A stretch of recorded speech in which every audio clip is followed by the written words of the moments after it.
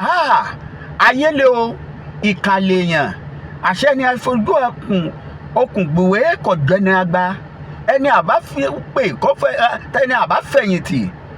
ẹ̀gún ló fi ọwọ́ ẹni ní ó fẹ́ni lójú ọmọ àfata sẹ́nu ẹ wá wo fídíò bí wọ́n ṣe ti Bọ́lá Ahmed Tinubu bí wọ́n ṣe tì í ṣubú níbi ayẹyẹ Democracy Day June 12 tó ń lọ lọ́wọ́lọ́wọ́ nílùú Àbújá ti bíẹ̀ bàbá wa di èrò ilé ìwòsàn bóyá bá a ṣe ń sọ̀rọ̀ yìí bóyá ni wọn ò ti máa pètèpèrò bí wọ́n ṣe gbé bàbá kọjá lọ sókè òkun ọmọ Yorùbá ò ṣe wá rí i wípé ilé tó lọ àbọ̀ sinmi oko ilé tó lọ báyìí eléyìí tọ́lọ́run bá ní kí bàbá kí wọ́n bọ́ ń bẹ̀ wọ́n ò rí fídíò yìí wò láti mọ̀ pé bá a ṣe ń sọ pé kí wọ́n jẹ́ kí Yorùbá máa lọ kí wọ́n lo gbogbo pa wọn kólúkúlùkùn ká pín gàrí wa kí kó wa máa lọ kí Ìgbò lọ lọ́tọ̀ káwúsá lọ kí Fúlàní lọ káwa náà lọ ká máa jọ máa wá ṣòwò pọ̀ kí kálukú ọmọ báńdìrí bàbá ẹ̀ tá a wí tí wọ́n ṣe bíi pé wọn ò tí ì fẹ́ gbọ́ àmọ́ mo fẹ́ kẹ́ ẹ kíyèsí nǹkan kan o oṣù yìí la fún bàbá tá a wà yìí kí bàbá ó fi sọ bá a ṣe báwo ló ṣe ń lọ lórí ọ̀rọ̀ Yorùbá Nation oṣù yìí náà ni wọ́n ti bàbá ṣubú yìí o ẹ máa lọ sí comment section kẹ́ ẹ máa lọ kọ́mẹ̀ntì kí lẹ̀yin rò pé ó ń ṣẹlẹ̀ gangan ipa wo lẹ rò pé ó máa jẹ́ bẹ́ẹ̀ bá ṣe kọ́mẹ̀ntì sí bẹ́ẹ̀ ni ó ṣe gùn tó bẹ́ẹ̀ bá ṣe like tẹ́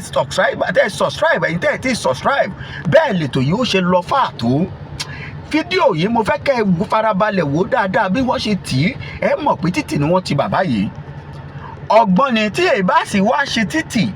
á jẹ́ pé ọ̀rọ̀ yẹn dàbí ọ̀rọ̀ irin kárelé kọ́ wá jọba irin yẹ́yẹ́ irin yẹ̀yẹ̀ àwa ti gbé ìkànnì yìí ti gbé ètò bí June 12 ṣe ń lọ nípínlẹ̀ Èkó lónìí tẹ́ ẹ̀ bá ti wọ ẹ lọ wò ó Democracy Day live in Lagos a ti ṣe é láàárọ̀ yìí fún bíi wákàtí kan tá a lọ káàkiri àwọn bíi agbègbè Ẹgbẹ́dá Ìyànà Ọ̀pájà àti bẹ́ẹ̀ bẹ́ẹ̀ lọ. ká wá padà sílùú Àbújá ká darapọ̀ láàrin wípé ààrẹ Bọ́lá Ahmed Tinubu ó ti dẹni tó ń gbé dìgbàdìgbà ó di ilé ìwòsàn wọ́n ti mú bàbá Fọláṣadé ó ti dèrò ilé ìwòsàn ó ti dẹni tí àwọn dókítà òyìnbó tí wọ́n ti ń ràgbà ká fídíò ẹ̀ ń bẹ lórí ètò ẹ máa rí fídíò ẹ̀ wò àmọ́ bó ṣe ń dé ẹ dákun ẹ máa bá wa share mo máa ń sọ ẹ jẹ́ kó máa wọlé sọ́dọ̀ United Nations ẹ jẹ́ kó lọ sọ́dọ̀ EU ẹ jẹ́ kó lọ sí ECOWAS gbogbo àwọn tẹ́ ẹ mọ̀ pé ó tọ́ sí gbogbo àwọn èèyàn tẹ́ ẹ mọ̀ pé ó di dandan tí wọ́n lè wò ó ẹ jẹ́ kó dé ọ̀dọ̀ wọn gbogbo ẹ̀yin ẹgbẹ́ ẹ̀yin ìgbìmọ̀ aṣojú ṣòfin tẹ́ ẹ jọmọ Yorùbá ẹ ti ráyè àbẹ́ẹ̀ ráyé kí ni pàtẹ́ ẹ fẹ́ kó bàbá chief of the staff alàgbàgbàjà bíi àmìlà ojú wo la ká máa fi wò yín níbo lọ̀rọ̀ yìí fẹ́ já sí báyìí chief security officer ọ̀gá àwọn ọlọ́pàá ẹgbẹ́ tó kún kọ́ Nuru Ribadu níbo la já sí yìí níbo lẹ ti ìran Yorùbá sí bàbá Bọ́lá Ahmed Tinubu àdúrà tiwa ni wípé ọba òkè ó kó yín yọ ẹ nígbà bí yìí lọ lágbára lọ́wọ́ Ọlọ́run tòró ní ìhun tẹ́ ẹ gbọ́dọ̀ dìlífà fúnra Yorùbá bẹ́ẹ̀ ni ẹ̀yin ọmọ Yorùbá tẹ́ ẹ bá ń gbọ́ mi ó yẹ kẹ́ ẹ mọ̀ mo wà nínú ìrìn àjò bí mo ṣe ń bá yín sọ̀rọ̀ lọ́wọ́ yìí ẹ rí i pé inú mọ́tò mo wà ni mo ní kí n sáré jẹ́ kẹ́ ẹ mọ̀ kẹ́ ẹ rí bó ṣe ń lọ mo ń bọ̀ wá gbé fídíò bàbá yìí hàn yín ṣùgbọ́n mo fẹ́ ṣe àwọn analysis yìí kẹ́ ẹ lè bá àfarabalẹ̀ wò ó bí wọ́n ṣe ti Bọ́lá Ahmed ṣubú tó fẹnu gbá tó fàpárọ́ tó foríṣiríṣi bíbó kò ṣẹlẹ̀ rí nínú ìtàn bẹ́ẹ̀ ni tẹ́lòmíì bá máa sọ wọn á ló ti dàgbà irọ́ àwọn tó ju Bọ́lá Ahmed Tinubu lọ ń bẹ̀ ká má tẹra wa ṣé Bọ́lá Ahmed Tinubu àti olóyè Ṣẹ́gun Ọbásanjọ́ ṣé rọ̀ ni wọ́n ni ṣé rọ̀ ni wọ́n àti Wọlé Ṣóyínká ni Professor Wọlé Ṣóyínká kí ni ṣé rọ̀ ni wọ́n àti Professor Bánjí Akíntóyè bàbá Yorùbá pátápátá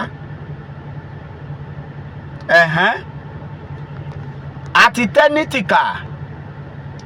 bàbá Bọ́lá Ahmed Tinubu, ẹ̀yin olólùfẹ́ wọn tẹ́ ẹ bá ń gbọ́ mi, ẹ dákun fídíò yìí ẹ rí i pé ẹ táàgì wọn, ẹ táàgì àwọn ọmọ, ẹ táàgì àwọn ẹbí wọn, ẹ sẹ́ǹdì ẹ̀ sí wọn kí wọ́n lè mọ̀ pé àwọn ti tẹ́nítì kí ni o, wọ́n ti tẹ́nítìkà. àwa sì ti ń sọ ọjọ́ pẹ́, kò wá sí ọ̀nà àbáyọ kankan tó kọjá Yorùbá Nation. Yorùbá Nation is the only hope. bẹ́ẹ̀ ni mò ń sọ̀rọ̀ nípa Yorùbá Nation, èyí tí Professor Banji Akíntóyè àti olóyè Adéyẹmọ Ìgbòho Òòṣà tí wọ́n support, tí wọ́n tó jẹ́ àwọn làṣíwájú ni mò ń sọ nípa ẹ̀. mi ò sọ nípa Onítìrí. kọ́ má tiẹ̀ lọ jẹ́ Dúpẹ́ Onítìrí gan-an lọ́rùn àwọn èèyàn yìí ń ṣe mọ̀ pé ní la dìbò àlè ẹ̀ tí í ṣe MKO Abíọ́lá, òun la sì fi ń họ́nà. Bọ́lá Ahmed Tinubu yìí náà ló ṣètò yìí débẹ̀ tó fi di pé òní jẹ́ máni gbàgbé nínú ìtàn orílẹ̀-èdè Nàìjíríà. gbogbo àwọn ìjọba ló ti débẹ̀ ṣáájú àsìkò yìí, léyìí tí Ṣẹ́gun Ọbásanjọ́ ló yẹ kó kọ́kọ́ ṣe, bàbá ò ṣe é títí tó fi wá di àkókò yìí tó wá di ohun tí à ń ní public holiday. kò sígbà kan tí wọ́n ní public holiday tẹ́lẹ̀. ìlú tí wọ́n ti máa ń ní tẹ́lẹ̀ ó máa ń wà láàárín àwọn gómìnà ìpínlẹ̀ Yorùbá lásán nìkan ni. ṣùgbọ́n báyìí ó ti wọnú àbádòfin, ó ti di pé gbogbo orílẹ̀-èdè Nàìjíríà ló gbọ́dọ̀ gbọ́lidé lónìí. ààrẹ tí wàá ń ṣe ayẹyẹ, ààrẹ lórí bọ́yìí Bọ́lá Tinubu jábọ́, ó dèrò hospital. mo ṣe ń sọ pé ṣé ọwọ́ Onítìrí máa mọ́. mo fi ń sọ fún bàbá Bọ́lá Ahmed Tinubu pé ẹ ti kẹ́ran mélòó tẹ́ ẹ bá mọ̀, ẹ ti kẹ́ran mélòó. aráalé ẹni ṣe ni adìrẹ láṣẹ ní. ta ló ṣiṣẹ́ yìí? ọ̀gá àwọn ọlọ́pàá Ẹgbẹ́tókun, ọ̀gá àwọn sójà kílẹ̀ yìí Lágbájá, Chief of Staff Gbajabiamila. torí ẹ̀sìn ni bàbá yìí fi kó gbogbo ẹ̀yin ọmọ Yorùbá rọ̀gbàjà, gbogbo ẹ̀yin tí wọ́n tó ti mọ̀ nígbà kan. ṣó yẹ kó rí bẹ́ẹ̀? kí lẹ̀ ń wò tẹ́ ẹ fi ti Bọ́lá Ahmed Tinubu ṣubú? ẹ lọ bá wa kọ́mẹ̀ntì, gbogbo ẹ̀yin tẹ́ ń gbọ́ wa, ẹ lọ sọ èròǹgbà tiyín náà. kí ló yẹ kí wọ́n ṣe fún Chief of Security, Chief Security sí Tinubu? àwọn tó gbé ọkọ̀ yìí kalẹ̀, step tí wọ́n ṣe síbẹ̀, ẹ wo bí bàbá yìí ṣe fò tó ṣubú pẹ̀lú agbádá. ṣé ká sọ pé Bọ́lá Tinubu ń ṣàìsàn ni tó fi dẹni ó ṣubú? àbí báwo? Bọ́lá ló ń ṣàìsàn àbáwọn tó tẹ̀lé? àbí mọ́tò tí wọ́n gbélẹ̀ òun ni step tó fi ń gùn ní ọ̀dà tó fi di pé ọmọ olódò dẹ́rẹ́bọ́ ó dèrò ilé ìwòsàn? bá a ṣe ń sọ̀rọ̀ báyìí, ẹbí wọn, ará àwọn ọ̀rẹ́ wọn ló lè mọ ibi tí bàbá yìí wà. kò dá mi lójú pé wọ́n sì wà nílùú Àbújá, torí pé ìṣubú náà wọn lọ ọgọ́ntì ọ. ẹ bá wa share program yìí, ẹ like, ẹ comment, ẹ jọ wọnú ìgboro ayé lọ. kí lè ròǹgbà tiyín? báwo lẹ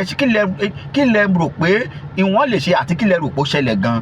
ẹ wò ó, ìtò máa mú wá fún yín bó bá ṣe ń lọ. Of the reviewing officer, the special guest of honor and reviewing officer for today's historic occasion.